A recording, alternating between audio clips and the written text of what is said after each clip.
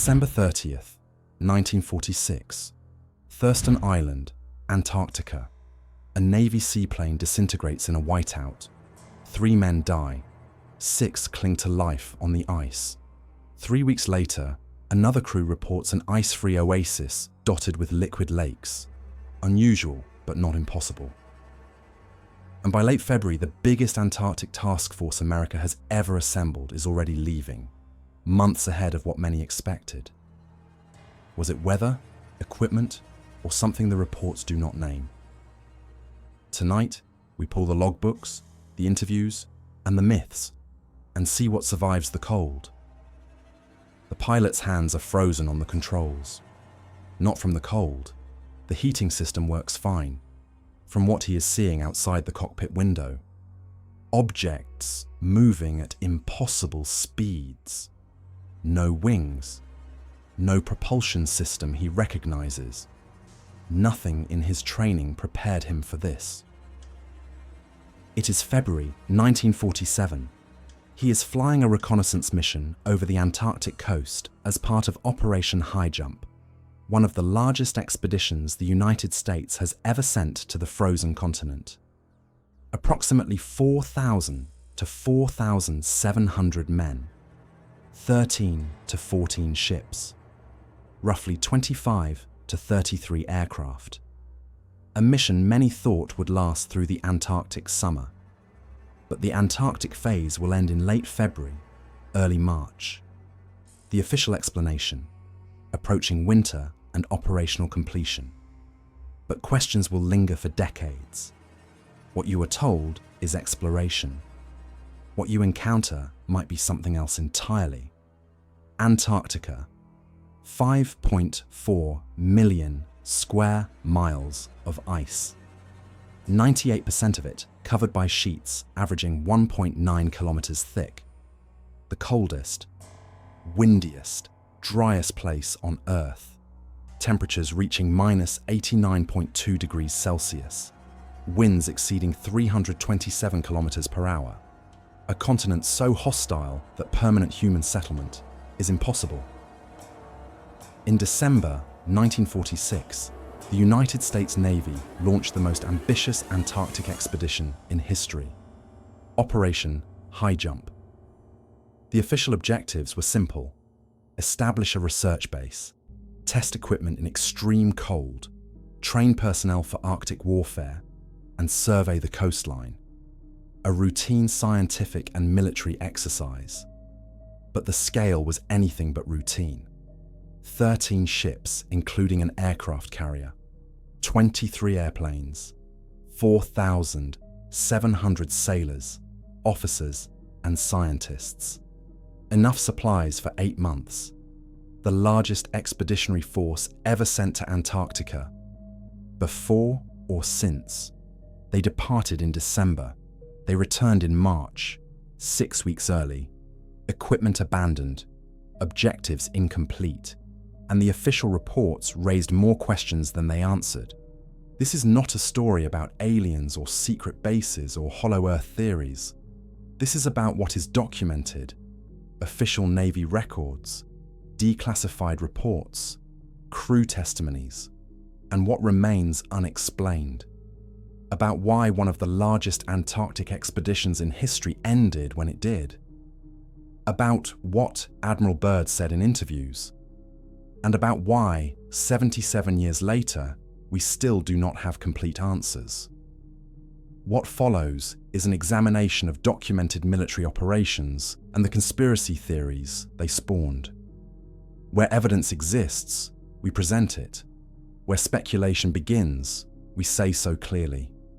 The story of Operation Highjump is complex, part genuine exploration, part military exercise, part unsolved mystery.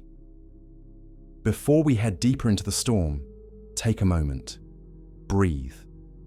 Pull your blanket a little tighter, dim the lights, and make sure you're subscribed.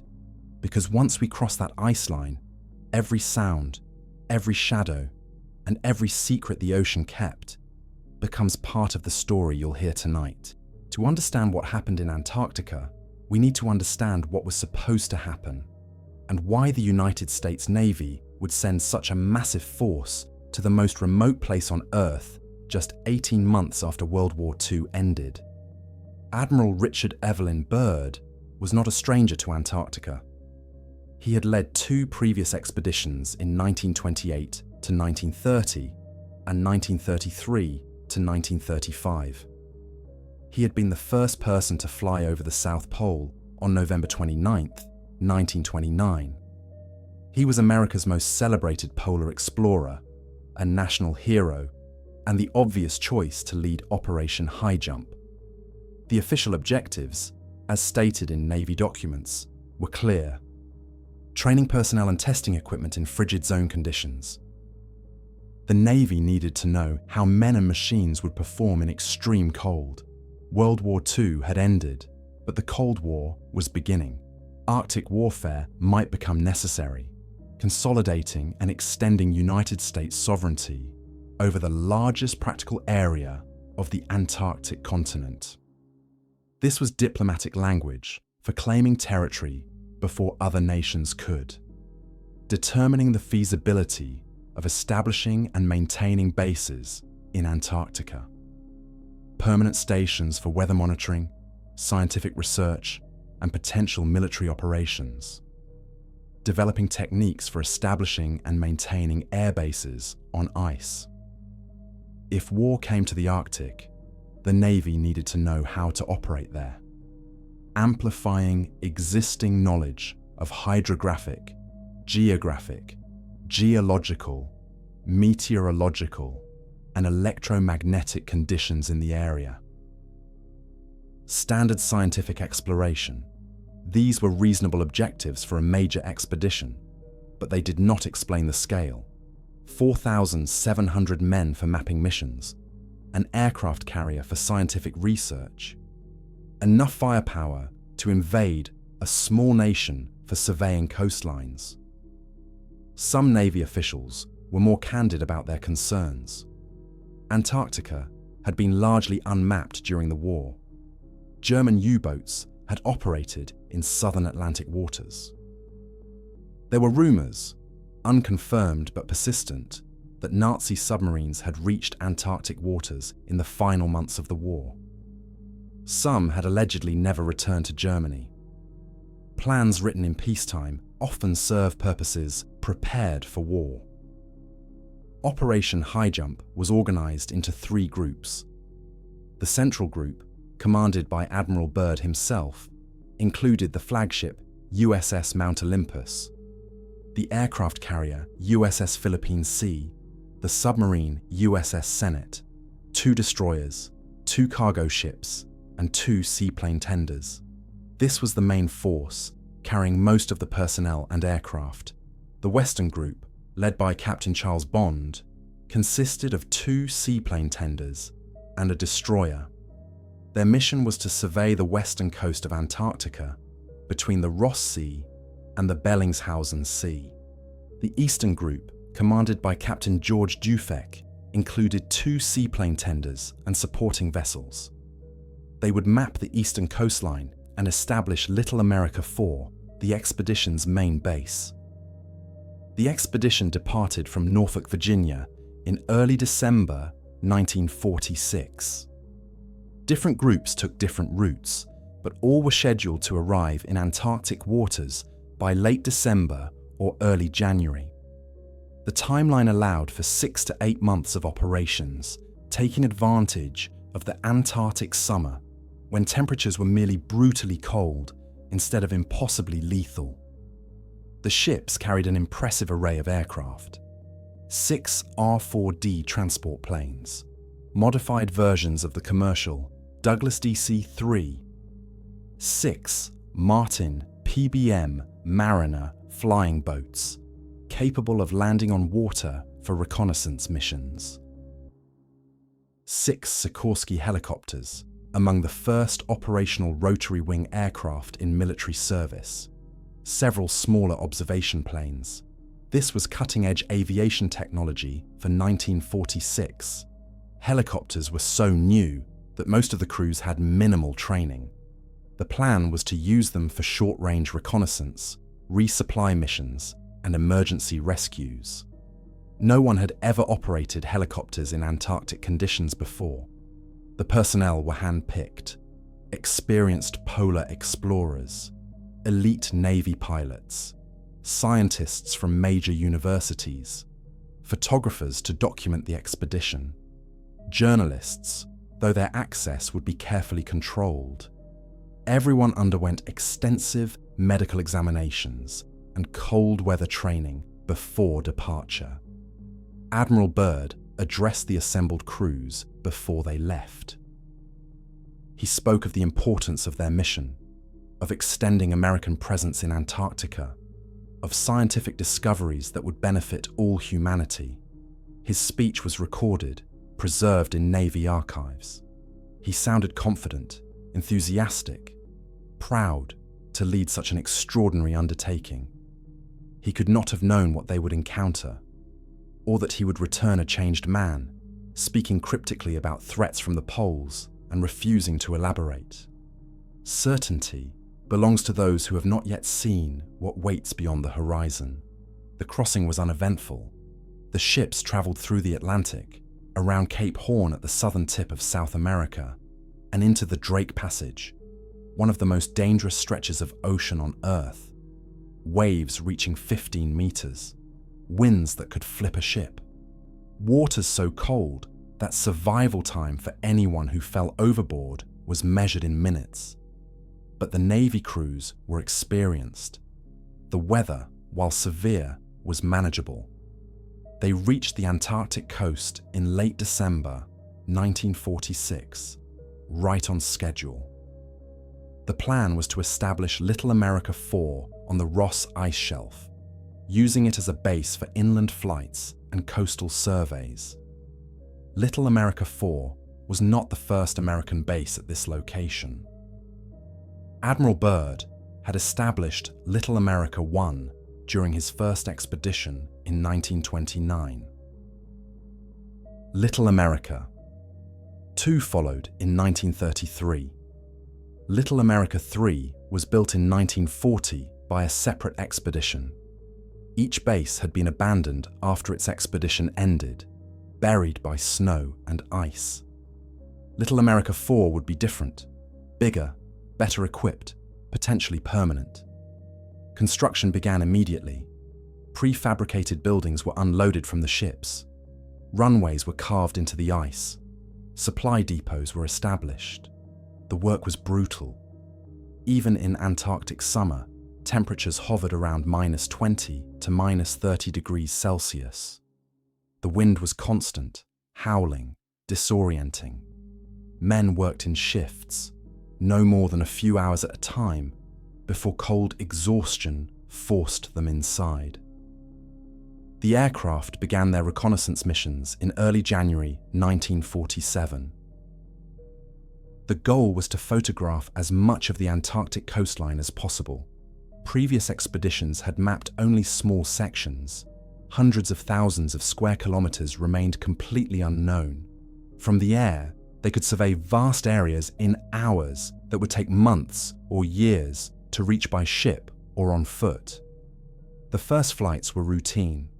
Pilots reported spectacular but desolate landscapes, ice fields stretching to infinity, mountains taller than anything in the continental United States, never before photographed, glaciers the size of entire states, no vegetation, no visible animal life, just ice, rock, and emptiness. Then the reports started to change. 3 weeks in, the pilots started filing reports they could not quite explain. The official Navy reports from Operation Highjump are publicly available. They have been declassified for decades. You can read them yourself. Dry, bureaucratic accounts of flight paths, weather conditions, photographic coverage, standard military documentation. But if you read carefully, certain details stand out. Flights that returned early without explanation. Aircraft that reported unusual atmospheric conditions without specifying what that meant. Missions that were scratched at the last minute with no reason given. And then there is what is not in the official reports. The accounts from crew members, given decades later in interviews and memoirs. Stories that were dismissed as misremembering, exaggeration, or outright fabrication. But stories that share disturbing similarities despite coming from different men who served in different units and had no contact with each other after the expedition ended. Multiple pilots reported seeing objects in the sky that did not behave like aircraft. Objects that accelerated instantly from hovering to supersonic speeds. Objects that changed direction at angles that would destroy any known airplane and kill any pilot. Objects that seemed to emerge from the ocean or the ice and disappear just as quickly. One lieutenant described flying a reconnaissance mission along the coast when his radio operator screamed that something was following them. The lieutenant looked back and saw what he described as a metallic disc reflecting sunlight, pacing his aircraft at a distance of approximately 1 kilometer. He attempted evasive maneuvers. The disc matched every turn, every climb, every dive, effortlessly. Then it accelerated straight up and vanished. A photographer on a different mission claimed to have captured images of unusual structures on the coastline. Geometric shapes, too regular to be natural ice formations, partially buried but clearly artificial.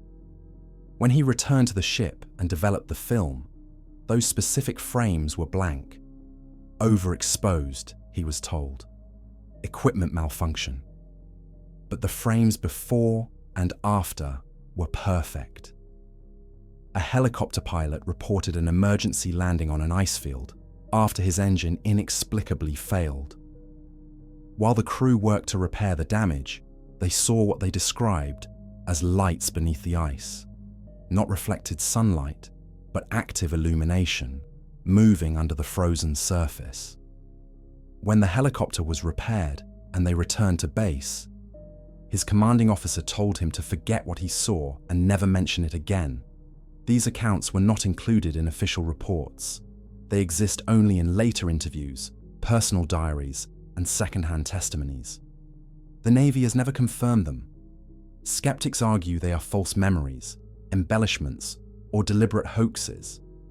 Believers argue they are exactly what you would expect if the expedition encountered something the military wanted to keep secret. The absence of official documentation does not prove falsehood. But neither does the presence of unverified testimony prove truth. What we know for certain is that at least one aircraft was lost under circumstances that remain unclear. On December 30th, 1946, a Martin PBM Mariner flying boat designated George 1 exploded during takeoff. The official cause was listed as fuel vapor ignition. 3 crew members died. It was a tragic but explicable accident. Seaplanes were notoriously prone to fuel fires. But some crew members who witnessed the explosion said it looked different from a fuel fire. Brighter, more intense, almost like the plane had been hit by something. Their observations were dismissed. The official cause stood. Then, on February 3rd, 1947, another incident occurred. An aircraft piloted by Lieutenant Commander David Bunger was flying a reconnaissance mission when, according to his report, the engines suddenly lost power. He made an emergency landing on an ice-free lake, a rare phenomenon in Antarctica, caused by geothermal activity or unusually warm currents. The plane was damaged, but the crew survived. Bunger reported something strange about the lake. The water was too warm, significantly warmer than it should have been given Antarctic conditions. And there were markings on the surrounding rocks that looked artificial, though he could not investigate closely due to the emergency situation. His report was filed. The incident was classified as an equipment failure. Bunger was a respected officer with an exemplary record. But his account of the warm lake and the markings was quietly buried in the official narrative. When trained observers report anomalies, dismissal without investigation raises more questions than the original report. By mid-February, the atmosphere of the expedition had changed. The initial excitement and sense of adventure had been replaced by tension. Crew members noticed that certain pilots were no longer flying missions. That radio chatter was being monitored more carefully. That Admiral Byrd himself seemed withdrawn, preoccupied, different from the confident leader who had departed Norfolk months earlier. February 23rd, 1947. Then the announcement came. Operation Highjump's Antarctic phase was ending. All personnel were to prepare for departure. The ships would leave Antarctic waters within weeks. The official explanation was approaching winter and mission completion. The Antarctic summer was ending. Ice conditions were deteriorating. Several aircraft had been damaged or lost. The primary survey objectives had been accomplished. It was prudent to depart before the brutal Antarctic winter made operations impossible. The timeline aligned with standard Antarctic operations. Most expeditions worked during the brief summer window, but some expected the mission to continue longer. The supplies had been calculated for extended operations. The scale of the force suggested ambitious long-term objectives. Questions would linger about what had been planned versus what was accomplished. The Admiral returned a different man, and what he said next would fuel speculation for decades. Admiral Richard Evelyn Byrd returned to the United States in April 1947. He should have been triumphant. He had led another Antarctic expedition. American bases had been established. Thousands of aerial photographs had been taken. New territory had been mapped. By official measures, Operation Highjump accomplished significant objectives. But Byrd seemed different. In photographs from his return, he looks exhausted, older, burdened. On March 5th, 1947, just days after leaving Antarctica, Byrd gave an interview to a Chilean newspaper, El Mercurio. The interview would become one of the most quoted and controversial statements in Antarctic exploration history. According to El Mercurio, Admiral Byrd warned that the United States needed to take defensive action against enemy fighters that could fly from pole to pole at incredible speeds. He stated that in case of a new war, America could be attacked by fighters that were able to fly over one or both poles. This was a threat that required immediate attention and preparation. The interview caused immediate controversy. What enemy fighters? World War II had just ended. Germany and Japan were occupied and disarmed. Who was Byrd talking about? And what did he mean by fighters flying from pole to pole? No conventional aircraft of that era had such range or capability. The Navy quickly distanced itself from Byrd's statements. Officials said the remarks were about hypothetical future strategic threats. Soviet bombers potentially using polar routes, a legitimate concern as the Cold War began. Byrd was discussing geopolitics and worst-case scenarios, not describing actual encounters. Byrd continued to give interviews and public appearances in the years that followed. He appeared on the Longines Chronoscope television program in 1954, discussing polar exploration. He wrote articles. He gave lectures. His later remarks about polar defense were cautious. He discussed strategic concerns about polar regions in general terms, emphasizing their growing importance in the Cold War. But he never expanded on the specific El Mercurio comments about enemy fighters capable of flying pole to pole. Whether this was discretion, orders, or simply moving on from wartime concerns, he left no clear explanation. Silence from a man known for eloquence is its own form of testimony. But vagueness is not the same as refusal to speak. Then there is the diary. the so-called secret diary of Admiral Richard Evelyn Byrd, which supposedly documents his flight into the interior of Antarctica during Operation Highjump and describes extraordinary discoveries. The diary surfaced decades after Byrd's death in 1957, published by conspiracy researchers who claimed it was genuine. The diary describes Byrd flying over the North Pole in February 1947, though he was actually in Antarctica at that time, and discovering an entrance to a vast underground civilization. According to the diary, his plane was intercepted by flying craft of a design he had never seen. He was escorted to an underground city where he met with the masters of the inner world, who gave him a message to deliver to surface governments. The message warned that surface humanity was on a path to self-destruction through nuclear weapons. The underground civilization had attempted to contact surface governments before, but had been met with hostility. They had observed nuclear weapons testing with growing concern. Byrd was told to carry this warning to American leaders, that humanity must abandon its aggressive path or face consequences. The diary is written in first person, mimicking Byrd's writing style. It includes dates, locations, and technical details. It sounds authentic to casual readers.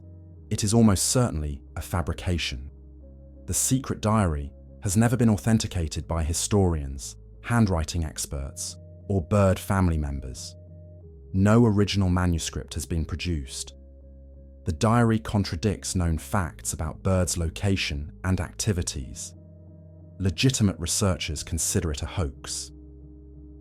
The real Admiral Byrd left extensive documentation of his expeditions, official reports, published articles, personal letters, recorded interviews. None of them mention underground civilizations or meetings with mysterious beings.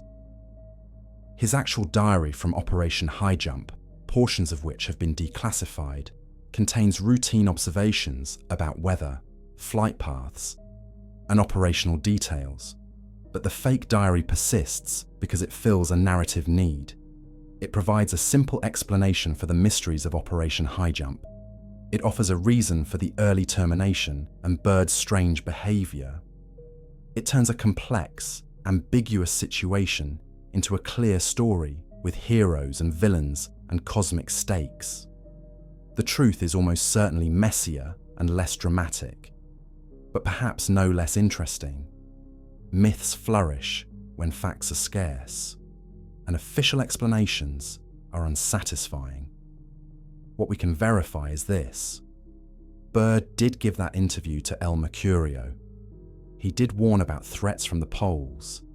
He did stop discussing Operation Highjump in detail after his return. And the Navy did classify certain aspects of the expedition and keep them classified for decades. Something happened in Antarctica in early 1947 that troubled Admiral Byrd enough to issue cryptic warnings. Whether that something was enemy fighters, unusual natural phenomena, equipment failures causing paranoia, or something else entirely, we still do not know. When official answers are incomplete, unofficial ones rush in to fill the void. Operation Highjump has become one of the most fertile grounds for conspiracy theories in modern history. In the absence of complete official explanations, alternative narratives have flourished. Some are creative fiction, some are misinterpretations of real events, and some raise legitimate questions that deserve investigation. Let us examine the major theories, what evidence they cite, and what mainstream historians say in response. Theory 1. Nazi Base, 211. This is perhaps the most widespread theory. It claims that Nazi Germany established a secret base in Antarctica during World War II, called Base 211 or Neuschwabenland Station. According to this theory, U-boats transported personnel, equipment, and possibly advanced technology to Antarctica in the final months of the war. When Germany surrendered, this base remained operational, staffed by die-hard Nazis who refused to surrender. Operation Highjump, according to this theory, was not an exploration mission, but a military assault to destroy the Nazi base. The expedition encountered resistance, aircraft of advanced design, possibly jet-powered or using more exotic propulsion. A brief but fierce battle occurred. The American forces were repelled, suffering losses that were covered up. The early conclusion was actually a retreat. Record says, the German Antarctic expedition of 1938 to 1939 occurred and mapped territory. No evidence of permanent bases. U-boats lacked range for Antarctic operations. Post-war interrogations revealed no Antarctic bases. The expedition's scale reflects Cold War strategic planning, not combat operations. Claims say, German territorial claim suggests preparation. U-boat movements remain partially unexplained. Highjump's military composition seems excessive for survey work. Byrd's enemy fighters statement hints at combat. Evidence grade: very low. No physical evidence. No German survivors. No captured documents. No testimony from thousands of Allied personnel who would have witnessed combat. The absence of evidence is not conclusive proof of absence. But the burden of proof lies with those making extraordinary claims. Theory 2. Unidentified flying objects. This theory suggests that Operation Highjump encountered craft of non-human origin, UFOs in the classic sense. The objects multiple crew members reported seeing were not German, Soviet, or American. They were extraterrestrial, or in some versions, from an ancient, hidden civilization. According to this narrative, Antarctica is a hotspot for UFO activity because it is remote, difficult to access, and offers natural camouflage under ice. The expedition stumbled upon UFO bases or crash sites. The objects that pilots reported were defensive responses to human intrusion. The conclusion of operations occurred after it became clear that further investigation would be futile or dangerous. Record says, no photographs, no radar records, no physical evidence. Antarctic atmospheric conditions create optical phenomena, sundogs, ice crystals, mirages. Eyewitness testimony from extreme stress environments is unreliable. The Navy has no institutional benefit from concealing such discoveries. Claims say, multiple independent crew testimonies describe similar phenomena. The 1947 timeframe coincides with other UFO incidents. Kenneth Arnold, Roswell. Antarctica's isolation makes it ideal for secret installations. Modern reports of unusual Antarctic activity continue. Evidence grade: very low. All evidence is testimonial, given decades later, with no contemporary documentation. Optical illusions in polar environments are well documented. Memory reconstruction over decades is highly unreliable. Extraordinary claims require extraordinary evidence. Extraordinary lack of evidence suggests ordinary explanations. Theory 3. Hollow Earth. The Hollow Earth theory predates Operation Highjump by centuries, but the expedition gave it new life. This theory proposes that the Earth is hollow, with openings at the poles leading to an interior world. Some versions include an interior sun. Others describe vast cavern systems. Most versions include advanced civilizations living below the surface. Operation Highjump supposedly discovered one of these polar openings. Admiral Byrd allegedly flew into it during his reconnaissance flights, explaining his cryptic statements about discoveries. The fake diary explicitly describes this scenario. Record says, seismology has comprehensively mapped Earth's interior: solid inner core, liquid outer core, mantle, crust, no hollow spaces.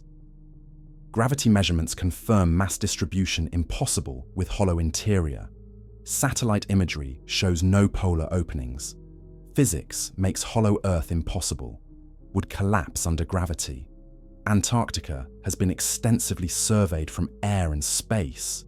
Claims say ancient myths describe underground realms. Byrd's statements about lands beyond the poles, alleged satellite image anomalies, claims that Antarctica's interior remains unexplored. Evidence grade 0. Contradicts established physics, geology, and seismology. No supporting physical evidence. Based entirely on misinterpretation and fabricated documents. When scientific consensus contradicts a theory based on overwhelming evidence, the theory is wrong. Not all mysteries have mysterious solutions. Theory 4. Buried ancient civilization. A more moderate version suggests that Operation Highjump discovered evidence of an ancient human or pre-human civilization buried beneath Antarctic ice. According to geological evidence, Antarctica was not always frozen. It was temperate as recently as 35 million years ago and had a more moderate climate at various points in Earth's history. This theory proposes that an advanced civilization existed in Antarctica during a warmer period, perhaps hundreds of thousands or millions of years ago. Their ruins lie beneath the ice. Operation Highjump discovered evidence of these ruins, structures, artifacts, technology that challenged accepted historical timelines. The discovery was kept secret because it would undermine established archaeological and evolutionary theories, revealing that advanced civilization existed far earlier than believed would destabilize academic consensus and possibly religious institutions. Record says Antarctica has been frozen for at least 14 million years. Genus Homo appeared around 2 million years ago. Homo sapiens emerged roughly 300,000 years ago.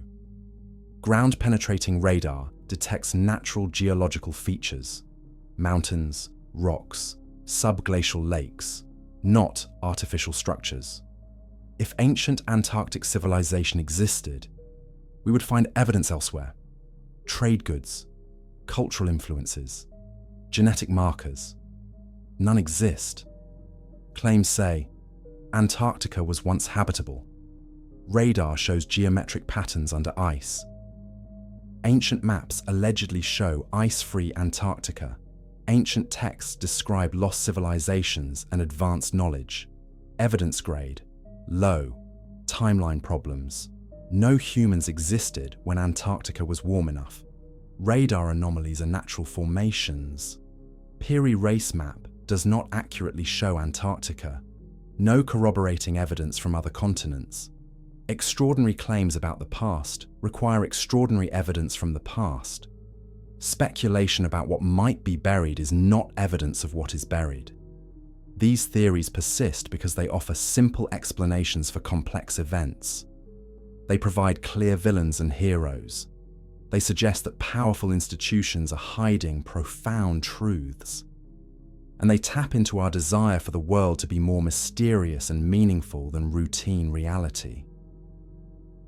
But desire for mystery is not the same as evidence of mystery, and the most likely explanation, that Operation Highjump was a Cold War-era strategic expedition operating in extreme conditions with technology at the limits of its capability, remains far more supported by available evidence than any alternative theory.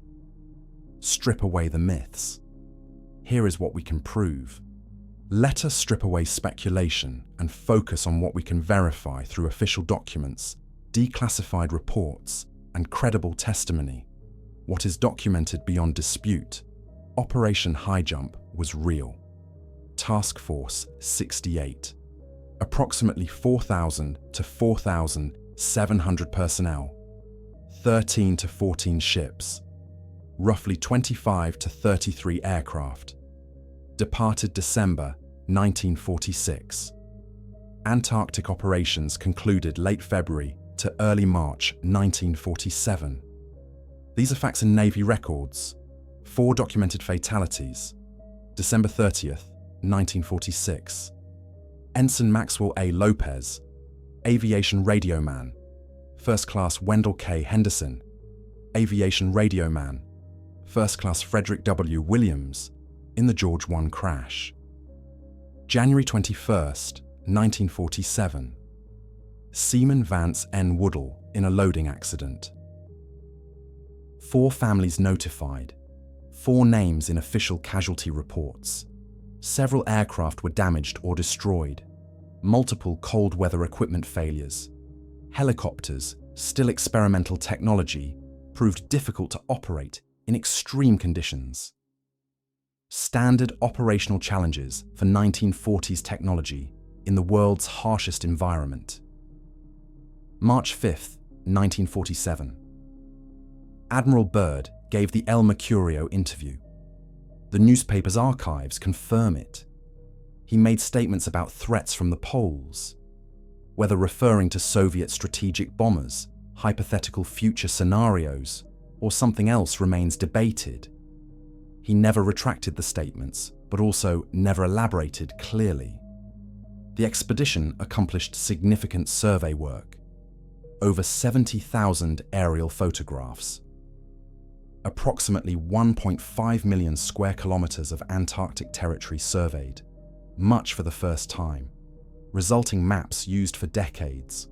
Scientifically valuable mission by any measure. These facts are not in dispute.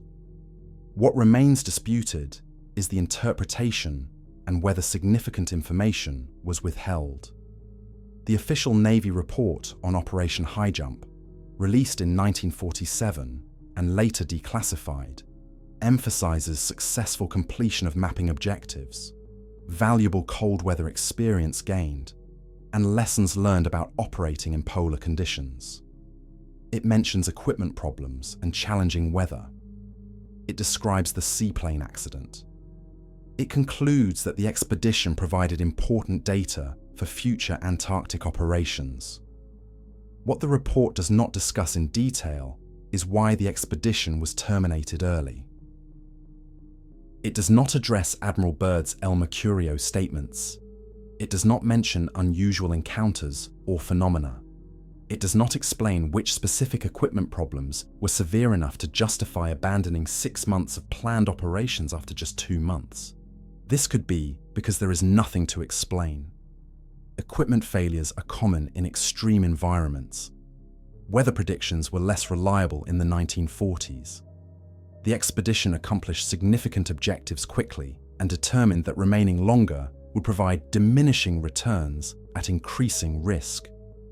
These are reasonable explanations, or information was withheld. Not necessarily because of aliens or Nazi bases, but for more mundane reasons. Perhaps the expedition discovered Soviet activity in Antarctic waters, and revealing this would cause diplomatic problems. Perhaps equipment failures were more embarrassing than dangerous, showcasing that American technology was not as reliable as propaganda claimed. Perhaps internal conflicts among leadership led to decisions that would look bad in official reports. Institutional secrecy is more often motivated by bureaucratic embarrassment than cosmic conspiracy. What about the crew member testimonies of unusual phenomena?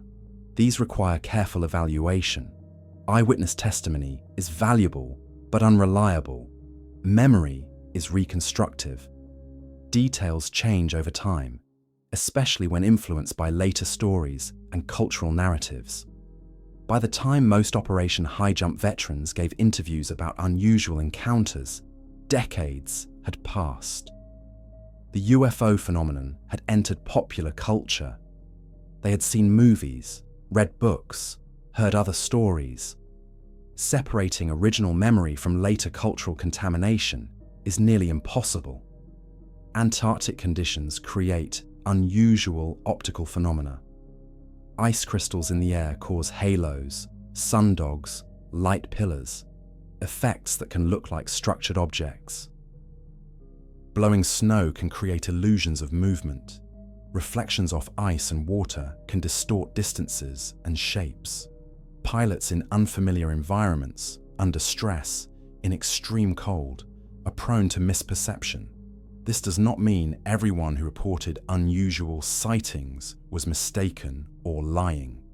It means their reports must be evaluated critically, with understanding that human perception is fallible and memory is reconstructive. Some reports may be accurate. Some may be misperceptions. Some may be deliberate hoaxes or attention-seeking. Determining which is which, 77 years later, is nearly impossible. Operation Highjump was not the last major expedition to Antarctica. It was not even the last controversial one. The pattern of official missions, followed by unexplained incidents and persistent secrecy, continues to this day. Operation Windmill followed immediately in 1947 to 1948, using helicopters to complete survey work. Highjump left unfinished. Smaller scale, less dramatic, but still part of the ongoing American presence. Operation Deep Freeze began in 1955 and continues to the present. It is the code name for all United States Antarctic operations, resupply missions, scientific research, base maintenance.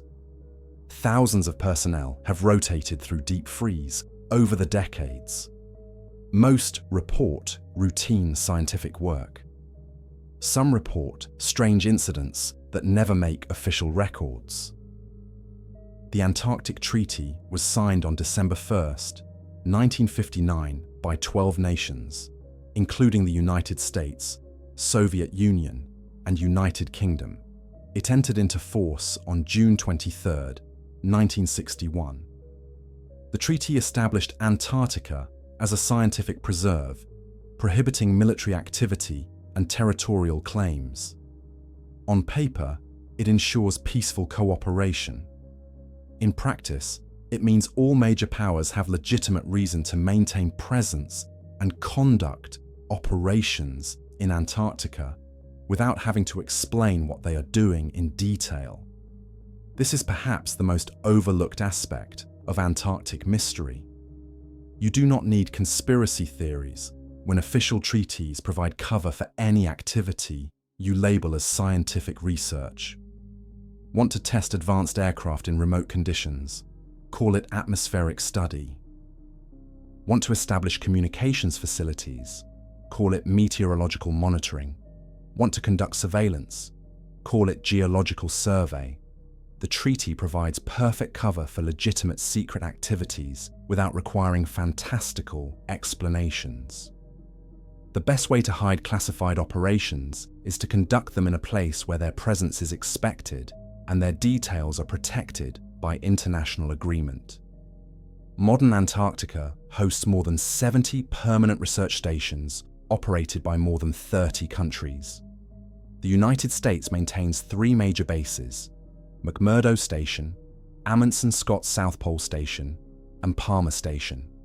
Russia, China, Argentina, Australia, the United Kingdom, and many others have established permanent presence. These bases conduct legitimate scientific research, climate study, astronomy, biology, glaciology, but they also provide platforms for signals intelligence, satellite tracking, missile detection, and other military applications that are never publicly discussed. In 2005, claims emerged that the United States had established a secretive base called Ice Cube deep beneath the ice. Official explanation: Ice Cube is a neutrino detector using Antarctic ice as a natural detection medium for particles from space. The facility is buried because neutrinos are easier to detect away from surface interference. All true, but the facility also provides opportunities for other research that benefits from isolation and secrecy. Multiple nations have discovered subglacial lakes, bodies of liquid water beneath kilometers of ice, isolated from the surface for millions of years. Lake Vostok, discovered by Russia, is larger than Lake Ontario. What lives in these lakes? What microorganisms or even larger life forms might have evolved in complete isolation? These are legitimate scientific questions. But accessing these lakes requires drilling through ice. Drilling creates contamination risk. International protocols require careful review before any drilling occurs. Yet Russian teams drilled into Lake Vostok in 2012. What did they find? Official reports mention microorganisms. Anything else is classified. When every nation with Antarctic presence maintains classified aspects of their research, determining which secrets are mundane and which are significant becomes impossible. The pattern from Operation Highjump continues.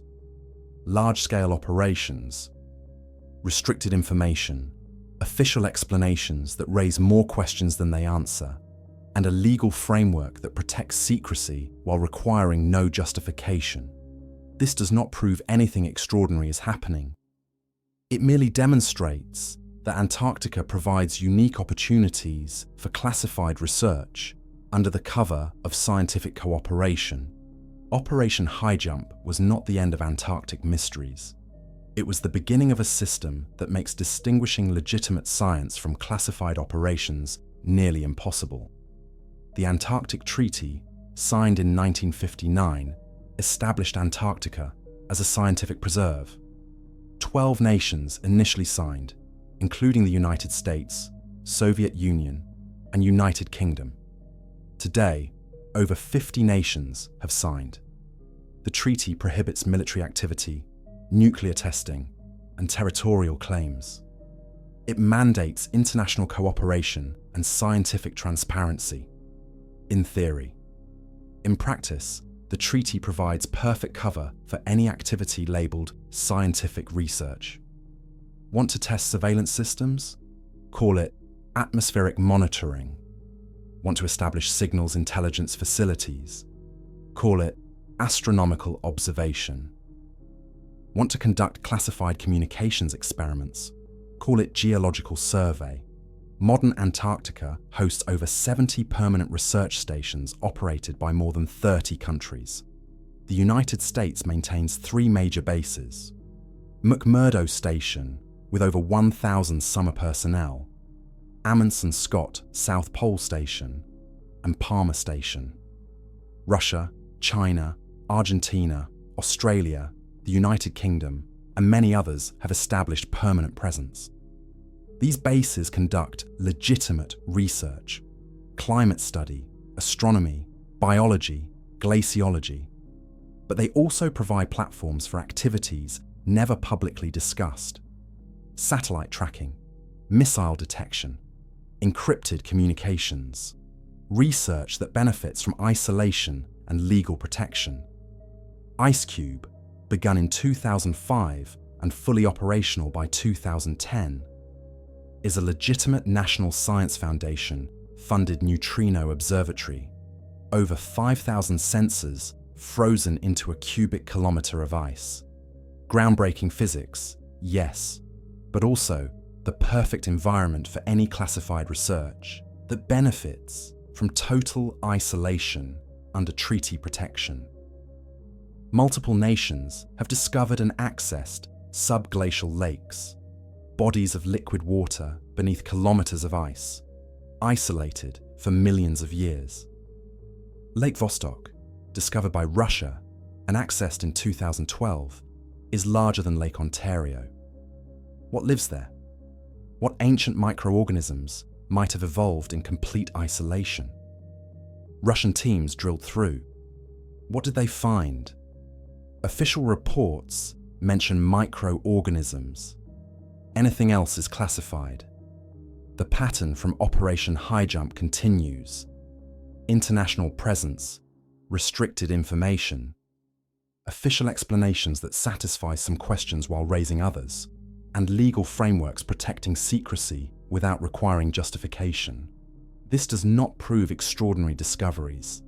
It demonstrates that Antarctica provides unique opportunities for classified research under international legal protection. The Antarctic Treaty is simultaneously the most transparent and most opaque international agreement in existence. Everything is science. Nothing requires detailed explanation. When every major power maintains classified Antarctic operations, determining which secrets are mundane and which are significant becomes impossible. Operation Highjump established the template. Large-scale operations, restricted details, official narratives that answer basic questions while leaving key elements unexplained, and the understanding that Antarctica's isolation and strategic importance justify levels of secrecy that would be unacceptable anywhere else. 77 years later, the basic dynamic remains unchanged. We know nations operate in Antarctica. We know some activities are classified. We know official explanations emphasize science. And we know that asking too many specific questions about what happens at remote bases in the world's most inhospitable environment produces vague answers and references to operational security. This is not conspiracy. It is geopolitics. It is the nature of national security in an age where every major power needs presence in strategic locations while maintaining plausible civilian purpose. The mystery of Operation Highjump is not what they found. It is that we created a system where finding something extraordinary could be kept secret indefinitely under the cover of routine scientific operations. And whether anything extraordinary has been found or will be found, the system ensures we might never know. 77 years later, the reports are public, but the motives are not. And that is where speculation turns into culture. Sometimes the hardest truth is that there is no dramatic truth at all. Here is what we know with certainty about Operation Highjump. It happened. A massive expedition went to Antarctica in 1946 to 1947. Documented, verified, not disputed. It ended early. Plans called for 6 to 8 months. It lasted 2 months. Documented, not fully explained. 3 men died in documented accidents. Their names are recorded. Their deaths are tragic and real. Admiral Byrd made cryptic statements about threats from the poles, documented in El Mercurio, never adequately explained. Extensive photographic and survey work was completed. Maps were produced. Scientific data was collected. These outcomes are documented and have been used for decades. Some aspects of the operation remain classified. Not everything, not most things, but some operational details, some reports, some communications. These remain restricted or have been lost to time. Here is what we do not know with certainty. Why exactly the operation terminated early? The official explanation is weather and equipment problems. This may be complete truth, partial truth, or diplomatic lie. We do not know. What Admiral Byrd meant by threats from the poles, hypothetical future scenarios, actual encounters, miscommunication, we do not know. Whether crew members accurately reported unusual phenomena or experienced misperceptions, mistakes, or manufactured memories. Individual reports cannot be verified independently. We do not know which, if any, are accurate. Whether classified aspects contain mundane information or significant revelations. By definition, we cannot know what we are not told. This uncertainty frustrates people. We want clear answers. We want dramatic revelations. We want the world to be more interesting than it appears. Conspiracy theories provide that satisfaction. They offer certainty when official sources offer ambiguity, but unsatisfying truth is still truth. And the truth about Operation Highjump is that it was probably exactly what it appeared to be. a large-scale military expedition to survey and establish presence in Antarctica, conducted in harsh conditions with imperfect equipment by human beings capable of error, miscommunication, and exaggeration. Sometimes the most likely explanation is the boring one. And boring does not mean false. Could something unusual have occurred? Yes. Could crew members have witnessed phenomena they could not explain? Yes. Could aspects of the operation remain classified for reasons beyond standard military procedure? Yes. But could is not the same as did. Possible is not the same as proven. An absence of complete explanation is not the same as evidence of extraordinary events. The gap between what we know and what we wish we knew is where speculation flourishes. That gap is where Nazi bases and UFOs and hollow earth theories live. Not because evidence supports them, but because narrative hunger demands them. We must be comfortable with uncertainty. Not all questions have answers. Not all mysteries have solutions. And sometimes, insufficient evidence means we should say, "I do not know," rather than inventing elaborate explanations. Admiral Richard Evelyn Byrd died on March 11, 1957, taking whatever he truly knew about Operation Highjump with him. He gave no deathbed confessions. He left no sealed documents to be opened years later. His final years were spent as a respected elder statesman of exploration, not as a tormented keeper of cosmic secrets. The Navy has declassified most Operation Highjump records. What remains classified is likely mundane: personnel records, equipment specifications, diplomatic communications that are still sensitive for bureaucratic rather than dramatic reasons. The crew members who participated are nearly all dead now. The youngest would be in their late 90s. Their memories, whether accurate or not, are fading.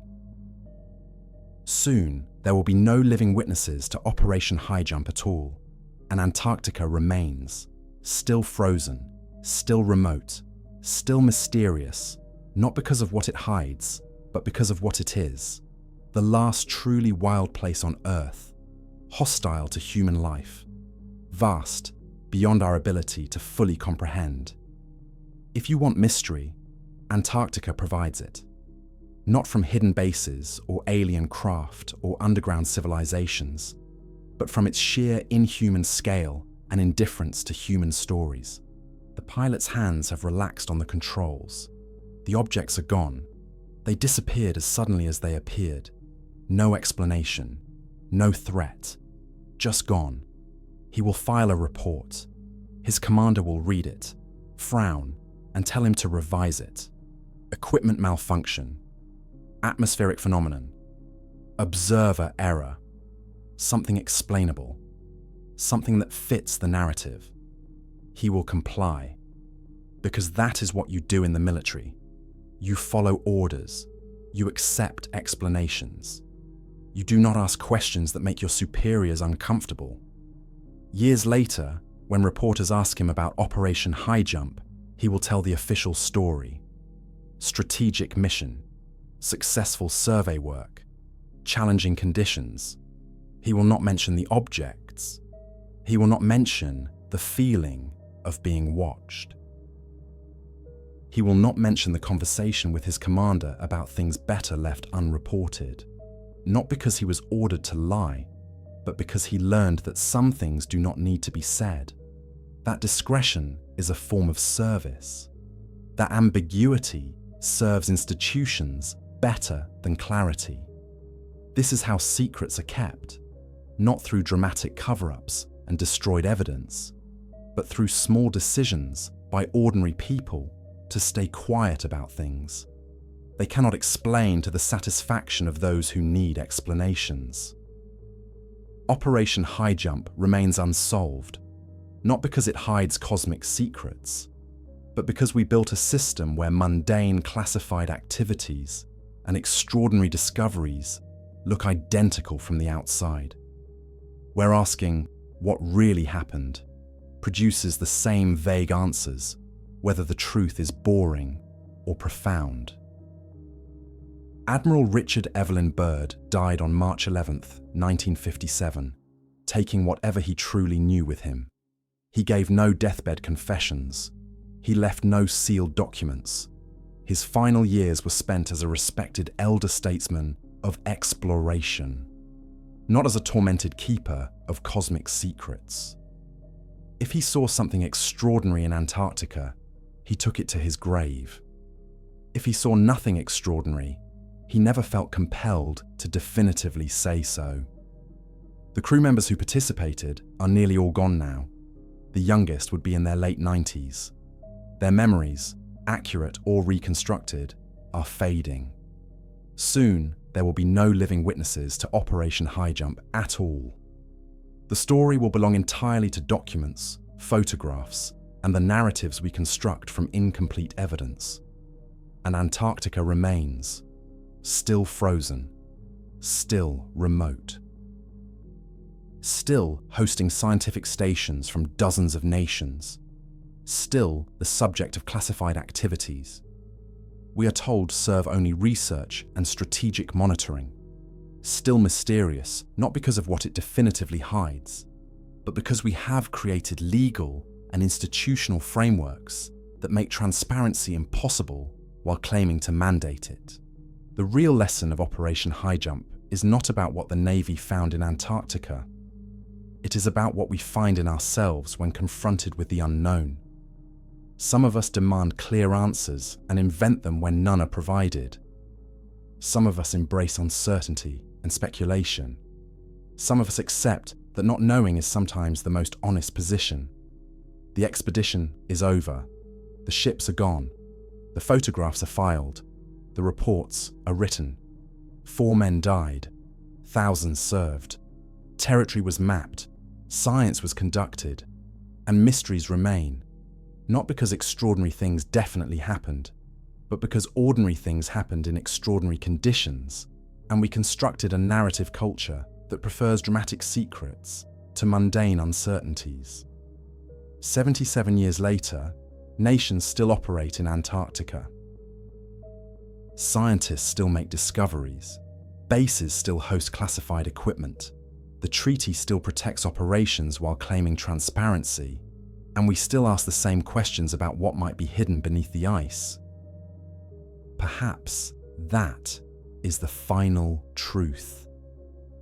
Operation Highjump taught us that Antarctica can keep secrets simply by being Antarctica. Vast, hostile, remote, and operating under international agreements that make distinguishing science from intelligence gathering functionally impossible. Admiral Byrd's warnings about threats from the poles may have been exactly what they seemed: strategic concerns about Soviet capabilities in the emerging Cold War. Or perhaps he saw something he could not explain and spent the rest of his life wondering whether his eyes had deceived him, or his government had decided some truths were too uncertain to share. We will never know, and perhaps that is appropriate. Some places keep secrets not through conspiracy, but through geography and treaty. Some questions remain unanswered not through cover-up, but through institutional design. And sometimes the unknown is exactly what it appears to be: genuinely unknown. The ice remembers nothing. The stories remember everything. And between memory and ice lies all the space where truth becomes legend, where classified operations become conspiracies, and where the most interesting question is not what was found, but why we built a system where finding something extraordinary would look identical to finding nothing at all. December 30th, 1946. Whiteout over Thurston Island. The first mystery began with fire in the snow. 77 years later, the last mystery ends in silence beneath it. Antarctica waits, patient, silent, eternal, hosting research stations and classified operations and legitimate science, and perhaps nothing more remarkable than ice and rock and the human need to believe that remote places must hide profound secrets. That is the truth of Operation Highjump. Not a hidden truth. Not a suppressed truth. Just truth. Unsatisfying, incomplete, perfectly human, and designed into a system where we will continue asking questions that nobody is required to answer. The greatest mystery is not what happened in 1947. It is that we created a system where we might never know, and that system continues operating today.